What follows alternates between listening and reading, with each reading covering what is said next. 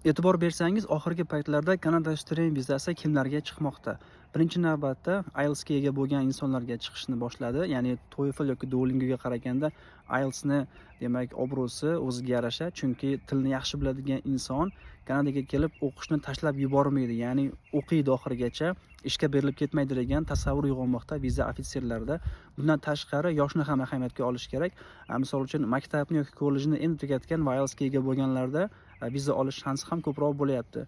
Shuningdek, agarda magistraturaga kirmoqchi bo'lgan bo'lsa yoki kirgan bo'lsa, reytingi baland bo'lgan o'qishlarga kirganlarga ham va ularda ham IELTS bo'lsa, viza olish shansi yuqori bo'lmoqda. Lekin buni aytmoqchi emasman, TOEFL yoki Duolingo bilan o'qishga kirganlar yoki reytingi baland bo'lmagan o'qishga kirganlar, misol uchun kollejga yoki institutga kirganlarga viza chiqish ehtimoli past deb aytmoqchi emasman.